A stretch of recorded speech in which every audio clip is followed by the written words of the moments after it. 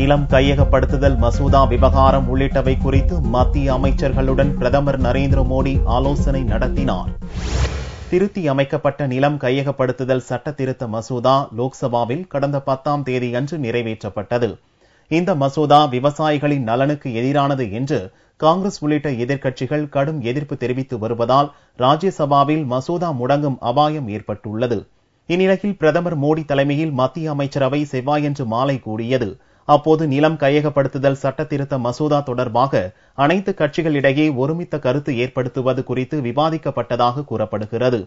கடந்த ஆண்டு டிசம்பர் 31ஆம் தேதி பிறப்பிக்கப்பட்ட இந்த அவசர சட்டம் ஏப்ரல் 5ஆம் தேதியுடன் காலாவதி ஆவதால் மீண்டும் அவசர சட்டம் பிரகடனம் செய்வது குறித்தும் கூட்டத்தில் விவாதிக்கப்பட்டதாகவும் கூறப்படுகிறது.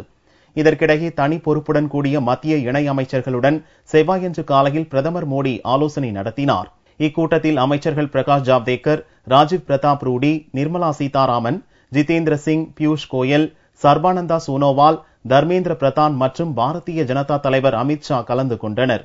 அப்போது மத்திய அரசு 10 மாதங்களில் செய்து முடித்துள்ள பணிகள் பற்றிய மக்கள் என்ன நினைக்கிறார்கள் என்பது குறித்து விவாதித்த பிரதமர் மோடி, மத்தியில் ஆட்சி பொறுப்பேற்று ஓராண்டு ஆவதையொட்டி சாதனை பட்டியலை தயாரிப்பது குறித்தும் ஆலோசித்ததாக கட்சி வட்டாரங்கள் தெரிவித்தன.